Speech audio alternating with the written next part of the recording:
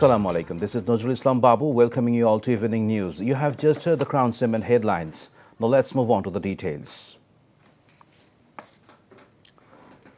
BNP Chairman Tariq Rahman has said that despite differences of opinion among political parties, the democratic process must be upheld at any cost.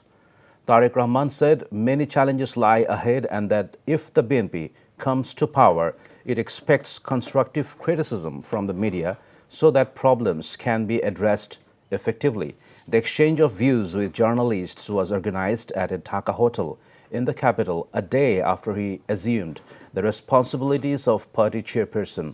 Tariq Rahman greeted everyone present at the venue. Media representatives spoke about past experiences in journalism and their expectations for the future. Tariq Rahman reiterated that there is no scope, he reiterated, for a return to the pre-5 August situation. আমার ৬০ লক্ষ নেতাকর্মী এবং তার থেকে আরেকটি হৃদয় বিদারক আমার জন্য হচ্ছে, সেটি হচ্ছে আমার মায়ের সাথে কি হয়েছে। কাজে এই ঘটনাগুলোকে যদি আমরা সকলে সবগুলোকে এক করি, তাহলে যারা দেশে ছিলেন আপনারা, তারা অবশ্যই আমার থেকে একটু বেটার ভালো জানবেন। তবে আমি একদম যে জানি না বোধহয় বিষয়টি তা নয়, আমার একটি ধারণা আছে। আপনাদের কাছ থেকে এমন ধরনের আলোচনা সমালোচনা আমরা পাই যেটা আমাদেরকে সাহায্য করবে দেশকে সামনে এগিয়ে নিয়ে যেতে।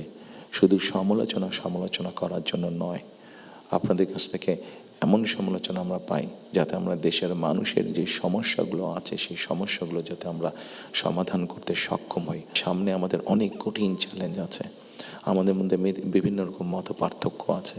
আমাদের বিভিন্ন মত পার্থক্যগুলো নিয়ে যাতে আমরা আলোচনা করতে পারি, আলাপ করতে পারি। আমাদেরকে যে কোনো মূল্যে ডেমোক্রেটিক প্রসেসটা চালু রাখতে হবে। আমাদের সমস্যা ছিল, আমাদের সমস্যা আছে। অবশ্যই আমরা 5ই আগস্টের আগে ফিরে যেতে চাই না। আমি আমার অবস্থান থেকে যদি চিন্তা করি, আমার এক পাশে 1981 সালের একটি জানাজা, একই সাথে আমার এক পাশে 2025 সালের 31 ডিসেম্বরের একটি জানাজা, আর আমার আরেক পাশে 2024 সালের 5ই আগস্টের একটি ঘটনা। কাজে আমার মনে হয় এটি শুধু বোধহয় আমার একার জন্য নয়, যারা আমার দলের নেতা কর্মী সদস্য এবং সামগ্রিকভাবে পুরো দেশের মানুষের সামনে বোধহয় এই দুটি উদাহরণ বোধহয় সবচাইতে বাদ বিবেচনা করার জন্য সবচাইতে ভালো উদাহরণ। 5ই আগস্টে ফিরে যাওয়ার কোনোই কারণ নেই আমাদের। The Election Commission has suspended elections in Pabna 1 and 2 constituencies. The Commission published a notification in the Gazette today. Meanwhile, hearings on appeals filed against decisions given by returning officers in the 13th parliamentary elections are currently underway. Following the serial order of appeals, hearings will continue until the 18th. A total of 70 applications are scheduled for hearing today. The Commission declared valid the appeals of independent candidate Dr. Tasneem Zara in Dhaka 9, Jamaat candidate Hamidur Rahman Azad in Cox's Bazar 2, and independent candidate Muhammad Ali in Tangail 1.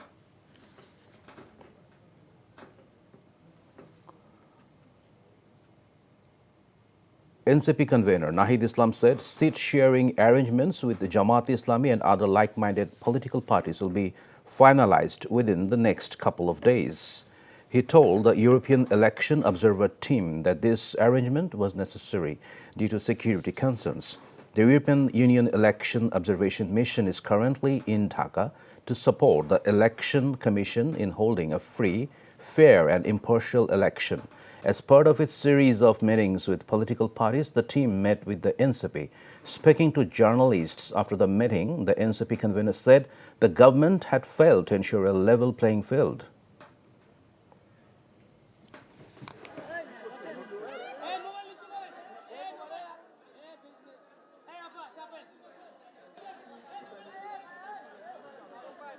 বিশেষ রাজনৈতিক দলকে সরকারিভাবে বিশেষ সুযোগ সুবিধা, বিশেষ protocol দেওয়ার মাধ্যমে এক ধরনের সিগন্যালিং করা হচ্ছে এবং যেটা লেভেল প্লেইং ফিল্ডে বাধা তৈরি করতে পারে, এটার অসম অবস্থা তৈরি করতে পারে।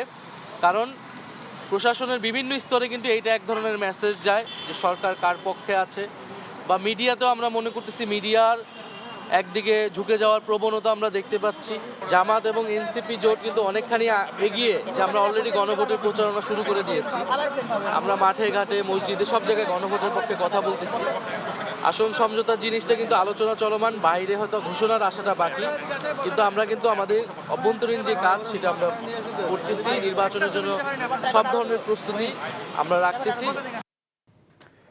The interim government has stabilized the fragile economy it inherited from the Sheikh Hasina era, according to CPD Executive Director Dr. Fahmida Khatun.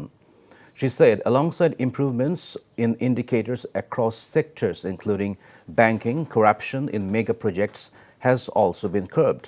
CPD Distinguished Fellow Dr. Mustafizur Rahman cautioned that keeping government officials' salaries and allowances unchanged while cutting only development expenditure could slow economic growth. He stressed that greater emphasis must be placed on increasing revenue collection.